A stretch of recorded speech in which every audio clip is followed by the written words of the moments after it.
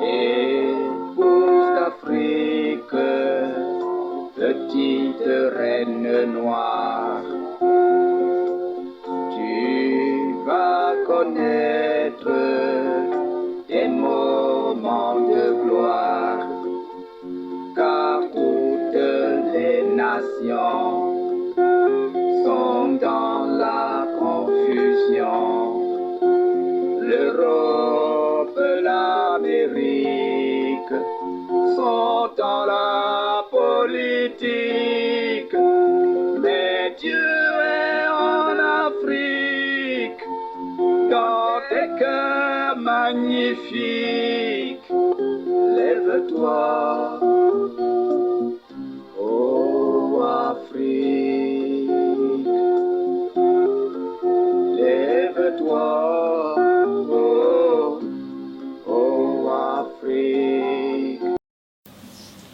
19h GMT et 20h à Douala au Cameroun. Fidèles téléspectateurs, bonsoir et bienvenue à ce nouveau numéro, Les Voix du Sud, sur Facebook et YouTube.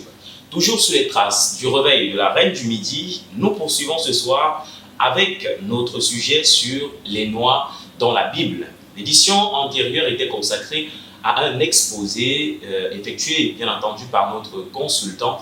Il est question ce soir de soulever les points d'interrogation qu'il y a eu dans la pensée de tout un chacun pour essayer de les présenter au docteur qui est déjà bien installé dans ce studio. Il se fera le plaisir bien entendu de répondre à toutes nos questions. Tout d'abord, docteur Jean-Paul Bellet, bonsoir et bienvenue. Bonsoir mon frère. Vous allez bien? Je vais toujours bien. Ça c'est super. Est-ce qu'il y a un secret pour aller toujours bien, docteur Jean-Paul? Oui.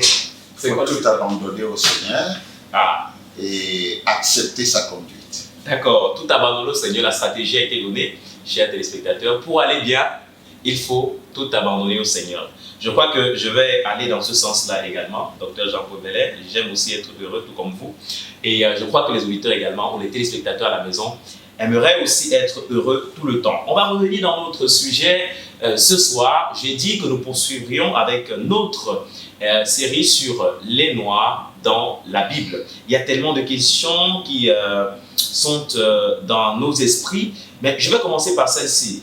Docteur Jean-Paul, est-ce qu'à un moment donné, puisque lorsque nous avons suivi votre exposé de la semaine dernière, on a l'impression qu'à un moment donné, les Africains ont été bernés et que ceux-ci, même en lisant les Écritures, ne sont pas rendus compte de la condition dans laquelle ils étaient. Est-ce que c'est à cause d'un complexe d'infériorité ou c'est simplement parce que nos yeux étaient encore voilés lorsque nous lisions les Saintes Écritures?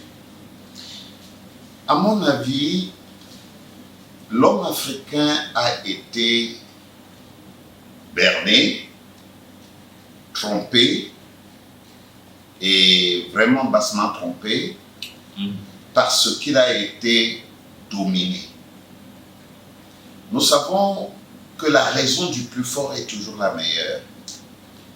Quand un peuple prend ascendance sur un autre, il lui impose tout ce qu'il veut. Et l'autre peuple est obligé d'accepter parce que sinon, c'est la mort qui s'ensuit.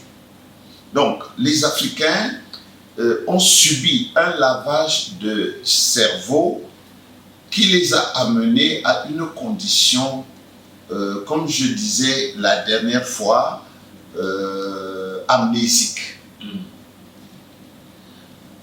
Est-ce que c'est voulu? Non, ce n'est pas voulu. Cela leur a été imposé. Mais cela a mis tellement longtemps et cela a été tellement enfoncé dans le subconscient des gens qu'aujourd'hui, il est difficile que l'homme africain en général accepte son identité véritable. D'où justement ce réveil qui permet aux Africains de reprendre conscience de qui ils sont et reprendre leur destin en main. Justement, c'est ça l'objectif premier de ce réveil, c'est que nous, Africains, en lisant les Écritures, en suivant les prophéties et en les analysant, que nous retrouvions déjà notre mémoire et que nous puissions occuper la place qui est la nôtre. Alors, docteur, dans l'édition antérieure également, vous avez démontré à suffisance comment est-ce que les Noirs figurent dans les Saintes Écritures. Il y a tellement de Noirs que vous avez cités dans les Saintes Écritures. Il y a une question justement d'un téléspectateur ce soir concernant cet exposé de la semaine dernière. Il dit, vous avez parlé de Moïse, vous avez parlé de Rebecca, vous avez parlé de Cam. Alors, Moïse devait succéder, on va le dire ainsi, à Pharaon. Et on se rend compte que si les Hébreux et les Égyptiens étaient des personnes de même couleur, puisque c'est ce que vous avez démontré la semaine dernière, aujourd'hui également, les deux peuples sont de même couleur. Ils ont la même couleur de peau, qui n'est pas la couleur noire. Pourquoi ce changement? Maintenant, Rebecca également, la Bible précise, vous avez dit que les Saintes Écritures précisent que Rebecca était d'un teint foncé. J'ai dit le prophète William Branham. Le prophète William Branham, justement, fait mention de ce que Rebecca était à un teint foncé. Est-ce que vous ne pensez pas que si le message précise justement sur le teint de Rebecca, c'est parce qu'elle était différente des autres, puisque parmi ses frères, c'est elle qui avait ce teint? Est-ce que ce n'est pas pour marquer la différence? Maintenant, vous avez parlé également de Cam. Cam aussi, vous avez précisé qu'il était brûlé, que Cam signifie brûler. Voilà. Est-ce que ce n'est pas également dans le même sens? N'a-t-on pas précisé sur Cam parce qu'il avait un teint ou alors il était différent des autres frères ou alors des autres membres de sa famille? En ce qui concerne Cam, Noé, comme nous l'avons vu la dernière fois, oui, il y avait deux lignées. Il y avait la lignée d'Adam au travers de Seth, et il y avait la lignée du serpent au travers de Caïn. Ils étaient différents, ces enfants. Ils étaient différents parce que dans le livre de la Genèse au chapitre 5, lorsqu'on parle d'Adam qui donne naissance à Seth, on dit qu'il engendra un fils à sa ressemblance et selon son image. Ce qui signifie que Caïn, qui était vivant après la mort d'Abel, Caïn n'était pas à l'image d'Adam ni à sa ressemblance. Or, Dieu, la loi de Dieu dans la nature, c'est que chaque semence se reproduise selon son espèce. Maintenant, si Caïn n'était pas à l'image d'Adam, il devait être à l'image de quelqu'un d'autre, c'est-à-dire son père. Son père n'était donc pas Adam. Maintenant, quand nous prenons les enfants de Noé, ils étaient tous des négroïdes, parce qu'ils étaient tous de la bonne lignée. Ils n'étaient pas de la lignée de Caïn, ils étaient de la lignée d'Adam. Mais leur maman était de la lignée de Caïn.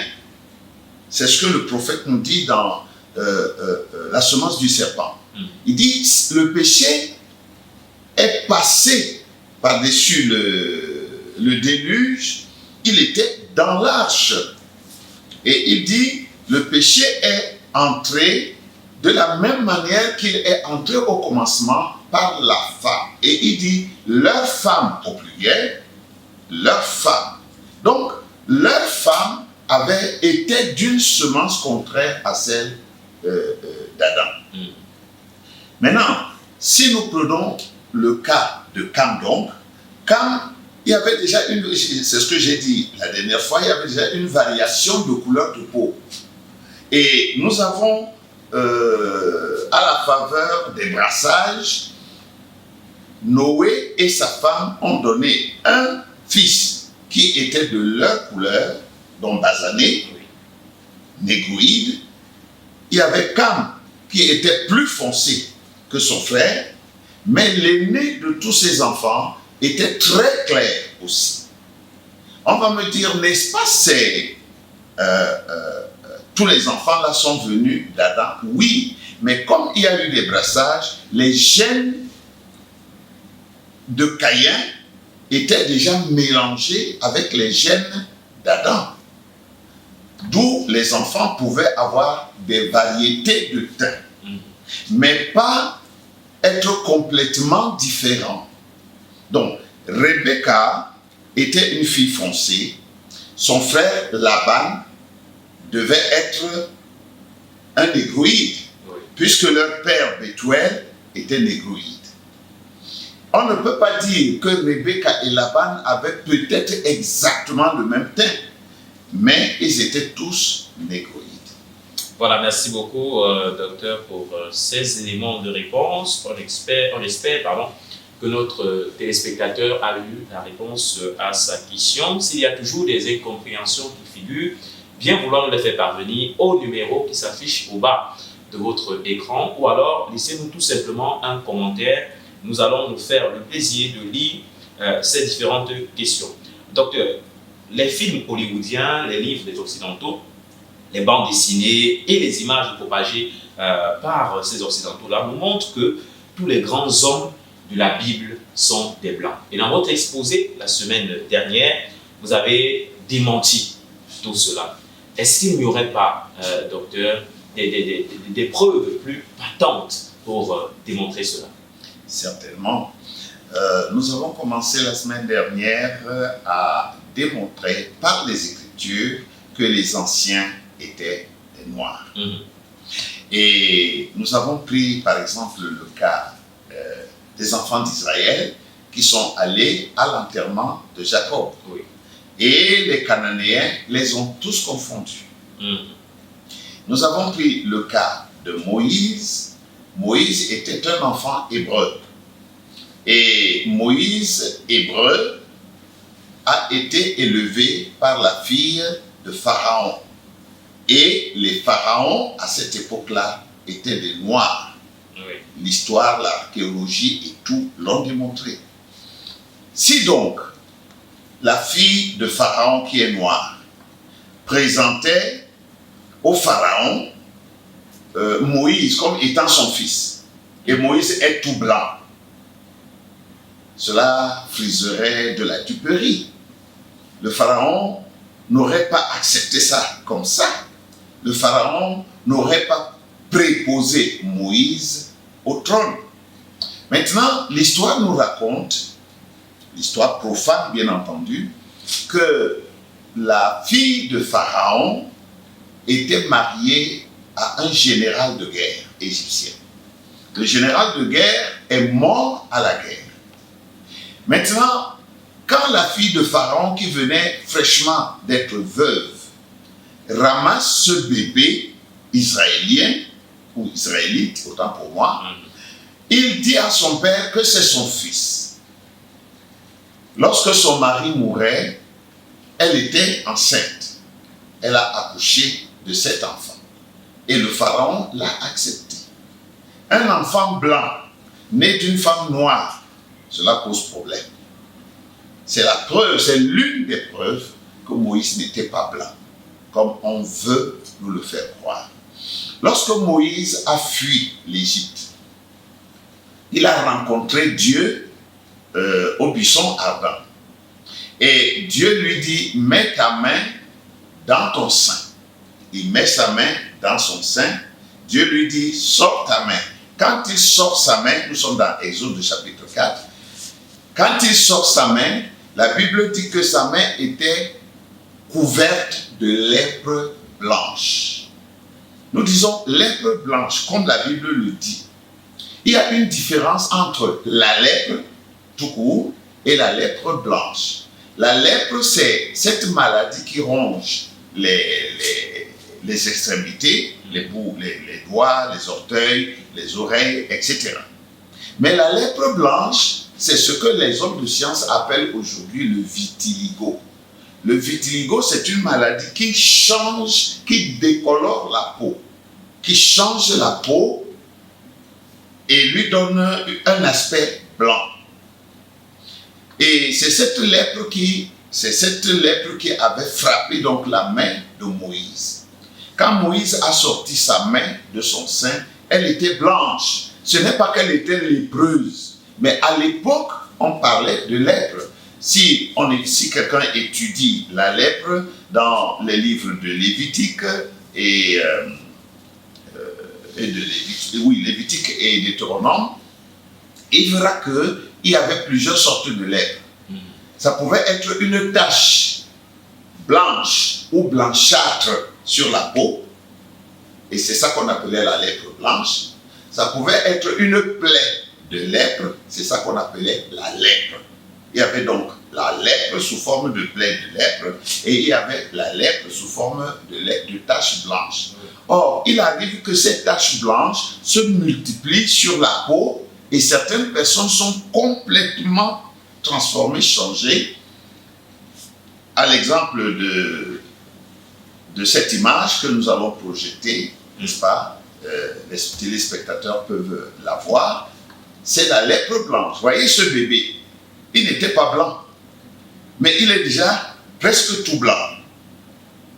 Il ne reste que des petites portions qui montrent qu'il était noir. Et si vous allez à Google, vous verrez beaucoup d'autres images comme ça. Cette maladie atteint tout le monde. Elle peut atteindre tout le monde, même les blancs. Mais sur un blanc, c'est difficile de la remarquer. Or, quand on la remarque facilement, ça veut dire qu'au départ, la peau était mélanisée et elle s'est décolorée. Comme dit Yves Scopen, il dit que les blancs sont des décolorés. Par rapport aux noirs, qui sont sans couleur, c'est pourquoi on ne les appelait pas les blancs. Les Indiens les appelaient visage pâle. Parce que ils ne sont pas blancs, pour le dire ainsi. Donc, pour dire que Moïse était noir. Ça, c'est un autre exemple. Le troisième exemple sur Moïse que je vais donner, c'est lorsque Moïse arrive à Madian, chez les Madianites, chez Jéthro, pays de Jéthro, il trouve que d'autres bergers sont en train de malmener les filles de Jéthro, qui étaient venues les premières et qui voulaient faire boire leur troupeau. Moïse les a défendus et a puisé de l'eau, a fait boire leur troupeau. Quand elles sont rentrées, leur père leur demande, mais comment êtes-vous rentrés si tôt aujourd'hui? Qu'est-ce qu'elles disent? Un Égyptien nous a secourus. Parce que cette fille savait que les Égyptiens, comme les Madianites, étaient des Noirs. Or, ce monsieur qui les a secourus, s'il avait été un blanc, ils auraient dit, on a trouvé un monsieur blanc, bon, je ne sais pas comment, mais elles disent, un Égyptien nous a secourus. Donc, elles ont vu un noir habillé comme un prince égyptien. Alors, elles se sont dit, c'est un Égyptien. Moïse a été confondu à un Égyptien. Paul a été confondu à un Égyptien. C'est parce qu'il était noir, c'est parce qu'il était blanc. On n'aurait pas pu confondre Paul au blanc. Par exemple, à un Romain. Dans le livre des Actes des Apôtres, je crois que c'est le chapitre 21 ou 22, lorsque Paul demande au tribun de parler à la foule, il lui demande en grec. Le tribun est surpris, il dit, tu sais parler le grec? Tu n'es donc pas cet Égyptien qui a entraîné des foules de bandits dans le désert. Paul dit non, je suis israélite, je suis benjaminite. Donc, vous voyez, c'est autant de preuves dans la Bible qui montrent que les Hébreux étaient noirs. Et puis Frère Branham dit, noir sur blanc, que le juif est noir. Voilà, donc autant de preuves. Il y en a plein. Si on avait le temps de parcourir toutes les Écritures, on aurait vu. David n'était pas blanc. David était un genre d'albinos, mais sa couleur tirait à la couleur de l'huile de palme, on peut dire ça comme ça. Bon, il était blond. La Bible parle de blond. Frère Branham parle de rosé. Pourquoi est-ce qu'il était blond? Parce que sa couleur, qui était proche du marron, était un peu délavée. Parce que le blond, en fait, c'est un genre de marron qui se rapproche de la couleur dorée. Si nous suivons la généalogie, si nous suivons l'arbre généalogique de David, David descend de Juda. Judas qui est le fils de Jacob. Et nous avons déjà vu que Jacob était un noir, ou si on veut, un négroïde. Donc, Jacob noir ne peut pas donner un enfant blanc. Alors, docteur Jean-Paul Belair, vous avez parlé de l'Égypte. Quelqu'un à vous entendre aujourd'hui se demanderait, mais l'Égypte qu'on voit aujourd'hui, avec des personnes de couleur blanche, mais qu'est-ce qui s'est passé pour qu'on retrouve cette Égypte dont vous décrivez comme étant un peuple qui à l'origine était noir, était négroïde, comme vous le dites si bien. Mais comment s'est-il passé qu'est-ce qui s'est passé pour qu'aujourd'hui on ait en Égypte une population blanche? On les appelle les Maghrébins, comme on dit souvent. C'est arrivé pas seulement en Égypte. Oui. Presque toute l'Afrique du Nord est peuplée par des leucodermes aujourd'hui. Mais ce n'est pas leur pays. Ces pays sont les pays des Noirs. C'est les pays africains. Qu'est-ce qui s'est passé? Eh bien, Dieu a beaucoup béni l'Afrique. Et l'Afrique avait de grandes richesses dans son sol et même dans son sous-sol. C'est d'abord les Arabes qui sont entrés en Afrique du Nord, parce qu'à l'époque, c'est l'Afrique du Nord qui était réellement connue, et c'était un peuple de Noirs. Ils sont donc venus à la chasse à l'or. Ils recherchaient de l'or, et ils ne venaient pas en amis, ils venaient toujours en ennemis. Ils sont donc venus envahir ces peuples du Nord de l'Afrique. Ils ont massacré beaucoup d'entre eux. Et c'est vrai, cette histoire, on n'en parle pas beaucoup, mais elle a aussi généré beaucoup de morts parmi les autochtones. Aujourd'hui, quand on parle par exemple de la Tunisie, beaucoup de gens ne savent pas que ce sont des Noirs, un mélange d'Israélites et de Kamites qui ont fui l'Afrique du Nord et qui sont allés, n'est-ce pas, former d'autres peuples, enfin d'autres, je ne veux pas dire d'autres nations, c'est devenu des nations après, mais des groupes de gens. Il y en a qui ont habité dans le désert, il y en a qui sont descendus jusqu'au sud de l'Afrique. Beaucoup d'entre eux se sont éparpillés. L'histoire, quand on suit l'histoire des migrations, on voit qu'ils sont partis du nord, ils se sont déversés à l'est de l'Afrique, puis de là, ils sont passés à l'ouest. En descendant vers l'Afrique du Sud, ils sont arrivés en Afrique centrale. Ce qui fait qu'aujourd'hui, il y a beaucoup d'Israélites et de Kamites qui se sont mélangés dans les pays africains, c'est-à-dire au sud du Sahara. Donc, quand les envahisseurs venaient, ils tuaient, ils massacraient, les autochtones s'enfuyaient, ceux qui restaient étaient faits esclaves et les vainqueurs devenaient les maîtres. Et c'est comme ça qu'ils se sont multipliés. Quand les Européens aussi sont venus, alors cela a fait simplement terminer le tableau. C'est ainsi que progressivement les peuples noirs ont été effacés du nord de l'Afrique parce que beaucoup ont fui au sud, ils entraient dans les forêts pour échapper à la mort. Et au nord, ce sont les envahisseurs qui se sont installés. Voilà, merci pour ces éléments de réponse, Dr Jean-Paul Belair. C'est vrai que vous avez parlé de beaucoup d'hommes dans la Bible. Vous avez parlé d'Abraham, de Moïse, de David, de Jacob, etc. Il y a un personnage également que nous aimerions en parler maintenant. Il s'agit du Seigneur Jésus-Christ lui-même. Beaucoup de personnes pensent également, Dr Jean-Paul Belair, que le Seigneur Jésus-Christ était noir. Bien que un courant de pensée nous fait comprendre que Jésus était blanc. Qu'en est-il? Quelle est votre position là-dessus? Frère Branham nous a dit, et ça c'est clair, le juif aussi est noir. Jésus était juif. Un simple syllogisme nous montrerait que Jésus était noir. Ou du moins basané comme le teint de ces gens, c'est-à-dire foncé ou sombre.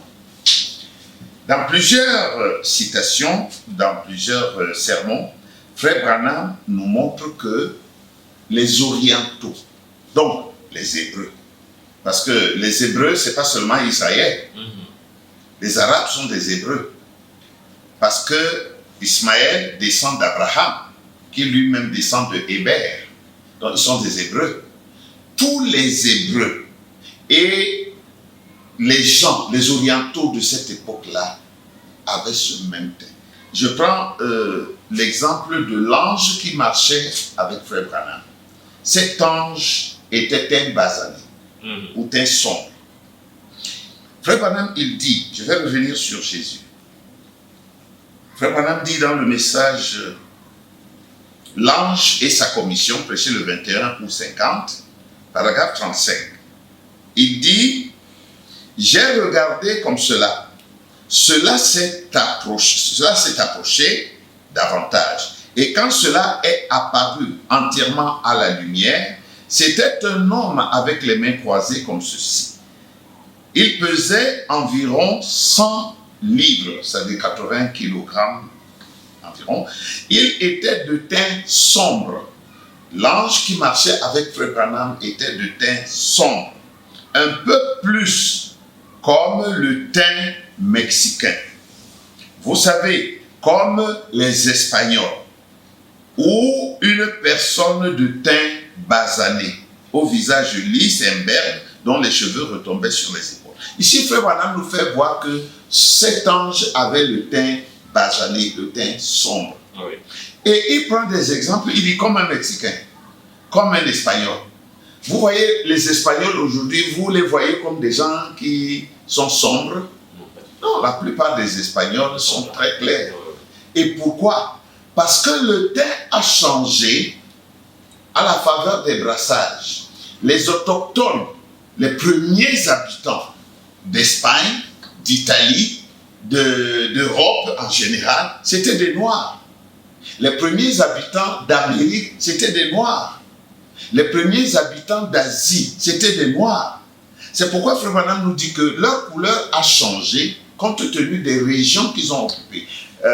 Quand on étudie le partage de la terre, ce qu'on appelle la table des nations ou la table des peuples, dans Genèse chapitre 10, on voit que les Kamites sont descendus au sud. Ils sont rentrés sur leur terre d'origine, donc en Afrique. Les Japhétites sont allés au nord. Et là, ils ont rencontré un froid indescriptible.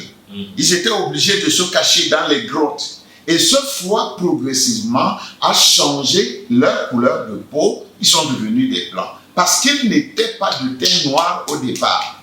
Ils étaient, comme nous avons dit la dernière fois, très bruns, très clairs. Et nous pouvons le vérifier, même chez nous. Lorsqu'une vieille personne reste dans la maison et n'est plus frappée par la lumière, mais par la chaleur du soleil et la lumière du jour, elle reste dans la chambre, peut-être qu'elle est malade. Si c'est une personne qui était brune au départ, en sortant de là, elle devient comme une blanche. La couleur de la peau devient beaucoup plus claire comme les blancs. C'est ce qui s'est passé avec les Africains du Nord. Ce sont des étrangers qui ont occupé l'Afrique du Nord. Ce sont des Arabes d'abord, ensuite sont venus les Européens qui étaient tous des décolorés. Et c'est pourquoi aujourd'hui, comme ils étaient plus puissants, ils ont réussi à vaincre ceux qui étaient sur place, ils se sont emparés de leur terre, de leur pays, et eux, ils se sont installés. C'est pourquoi aujourd'hui, nous voyons que ce sont des leucodermes qui sont dans ces pays. Et ces pays sont appelés les leurs. Mais à l'origine, ce n'était pas leur pays. Et ce n'est pas eux, les ressortissants de ces pays. Voilà, docteur, vous devriez revenir justement sur Jésus-Christ. Oui, voilà, Jésus. Donc, je disais que Jésus était un homme de teint basané. Oui. D'abord, Jésus était juif. Jésus était hébreu. Jésus était israélite. Et Frère Branham décrit les Israélites comme des gens au teint basané. Et nous avons vu la couleur basanée, le teint basané, c'est un teint brun, pas blanc, brun, foncé, comme Frère Branham lui-même il dit. C'est des gens qui ne sont pas exactement comme les Africains. Non, leur noir n'est pas exactement comme les Africains. Ils sont clairs. Nous avons présenté la dernière fois quelques planches de la couleur basanée, de la couleur brune. Voilà. Donc, ils étaient tous comme ça. Il y a des images, il y a l'histoire qui le prouve. Donc, ce sont d'autres peuples qui sont venus et qui les ont déracinés. Ils se sont implantés eux-mêmes à leur place. Voilà. Donc, en ce qui concerne Jésus, il était donc un Israélien, un Juif, oui. Un Hébreu, et les Hébreux sont de couleur sombre, et le Juif est noir. Si le Juif est noir, Jésus étant un Juif, il était noir. Voilà. Merci beaucoup, docteur Jean-Paul Bellet. On va sortir de cette émission avec cette dernière question, puisque vous venez de nous démontrer que les anciens étaient des noirs ou des négroïdes. Vous avez également démontré que Jésus lui-même était un noir, on va le dire ainsi, était, comme vous avez dit, était brun. Oui, mais il n'était pas blanc. Mais il n'était pas blanc. Comme disent n'importe quoi, il n'était ni blanc ni jaune. Exactement. Bon, je voudrais souligner qu'il n'y a que 3 races sur la terre. Oui. Sem, Cam et Japhet. Sem était basané. Cam était noir. Et Sem, Japhet plutôt, était très clair, presque blanc. Oui. Et ce sont ces 3 races qui ont évolué. Maintenant, comment Jésus pouvait-il être blanc? Il n'est pas de la lignée de Japhet, il est de la lignée de Sem. Les Sémites ne sont pas des blancs à l'origine. Voilà. Alors, pour sortir de cette émission, comme je disais, qu'est-ce que le fait, docteur Jean-Paul, de savoir que tous ces anciens, tous ces prophètes étaient des Noirs, apporterait de plus dans notre expérience ou dans notre marche chrétienne? Cette question est l'une de celles qu'on nous pose souvent. Quelle incidence cela a-t-il sur notre rédemption? Je dirais que c'est très important de le savoir. Parce que celui qui ne connaît pas son passé ne saura pas ce que sera son avenir. Ça, c'est deux. Donc, il faut connaître son histoire. Nous avons lu le prophète dans l'une de nos précédentes émissions. Oui. Frère Branham dit que nous devons connaître, nous devons étudier notre histoire. Un homme qui n'a pas d'histoire, c'est comme un homme qui n'existe pas. Donc, premièrement, c'est pour redresser une injustice et ramener la mémoire des Africains, des Noirs en général. Ils ont perdu la mémoire. Ils ont perdu, dans Ézéchiel chapitre 37, c'est les nerfs, la restauration de l'homme, la restauration des Israélites, par exemple, comme de tous les Africains, ça passe aussi par la restitution des nerfs, c'est-à-dire de la mémoire.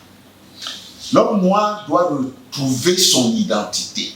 C'est ça qui va lui donner de l'assurance. Oui. Si tu ne sais pas d'où tu viens, qui tu es, tu ne peux pas parler avec assurance, tu ne peux pas te positionner avec assurance. Donc la première chose, l'une des choses, c'est redresser une injustice et ramener à l'homme africain sa mémoire. Qu'il sache qui il est et pourquoi il est ici. à quoi Dieu l'a appelé. Parce que nous avons une mission à accomplir, comme tous les peuples. Oui. Ensuite, c'est le Seigneur qui disait, vous connaîtrez la vérité et la vérité vous rendra libre. Tant que vous ne connaissez pas la vérité, vous n'êtes pas libre. C'est celui qui connaît qui est puissant. Donc, l'homme africain doit connaître la vérité de ce qui le concerne. Si je suis fils de roi, je suis un prince, et que quelqu'un vienne, peut-être mon père est mort, j'étais très petit, et qu'il prenne mes biens. Si je reste dans cette ignorance, ne sachant pas que ces biens ont appartenu à mon père et que j'en suis héritier, je ne les revendiquerai jamais. Je n'évoluerai jamais. Mais si je connais, si j'apprends que c'est à moi et il y a des preuves, là je peux revendiquer mon bien. Donc, ça aussi, l'Africain, le noir, doit connaître la vérité en ce qui le concerne. Pour ne pas vivre en deçà de ses privilèges. Voilà. Nous voulons, l'objectif, c'est éveiller les consciences et débarrasser l'homme noir de son complexe d'infériorité. Un petit blanc va venir qui n'est même pas l'égal de l'homme noir, mais l'homme noir va être complexé devant lui à cause de la couleur de la peau. Si ce noir sait qui il est réellement, il n'y a pas de complexe à ça. Et aussi, pour que l'homme noir accomplisse avec assurance la mission que Dieu lui a confiée, comme nous venions de le dire, nous avons une mission. Et cette mission devait être accomplie au temps de la fin. Voilà. Merci beaucoup, docteur. C'est aussi important, lorsque nous abordons des sujets comme ceci, de savoir l'impact ou alors l'importance de ces sujets. Pourquoi nous insistons tant là-dessus? Oui. Voilà. Et lorsque vous énumérez toutes ces choses, on comprend la pertinence de ce sujet. Je voudrais ajouter quelque chose ici. Allez-y, docteur. Frère Branham dit, parmi toutes les prophéties que nous avons, que ce soit dans la Bible ou dans le message, Frère Branham dit que l'Afrique doit envoyer des missionnaires en Amérique, c'est-à-dire en Occident. Maintenant, si je ne connais pas ma position, comment je vais, par exemple, amener le message, l'évangile, le vrai évangile de l'heure en Occident? Je verrai toujours que l'homme blanc connaît plus que moi. Je verrai toujours qu'il est plus grand que moi. Je serai complexé. Je ne pourrai pas atteindre l'objectif. La preuve, c'est qu'aujourd'hui, nous voyons les Africains qui vont dans le monde entier et qui influencent la foi chrétienne dans le domaine, par exemple, du message de l'heure. C'est parce que progressivement, ils prennent conscience de la mission qui est la leur. Et c'est ça que nous encourageons. Et quand on connaît sa position, on peut l'exécuter, on peut opérer avec assurance. C'est très important. Voilà qui met un terme à cette édition Les Voix du Sud. Merci une fois de plus au docteur Jean-Paul Bellet d'avoir honoré notre invitation. Ce fut un plaisir, c'était très édifiant aujourd'hui. Et on va mettre la clé sous le paillasson en ce qui concerne cette partie sur les Noirs et la Bible. Merci docteur. Merci mon frère. Voilà, merci également à tous nos nombreux téléspectateurs. On sait que vous êtes des milliers à nous écouter à travers le monde. On espère que vous êtes bénis à travers ce programme Les Voix du Sud. Rendez-vous dimanche prochain. Comme je dis souvent, ne perdez pas le fil de cette édition, de peur de vous égarer. Suivez toujours chaque dimanche à partir de 20h ce programme et vous ne serez pas déçus. Au contraire, vous serez édifiés. À très bientôt et shalom. Épouse d'Afrique, petite reine noire, tu vas connaître des moments de gloire, car toutes les nations sont dans la confusion. L'Europe, l'Amérique sont dans la politique, mais Dieu est en Afrique.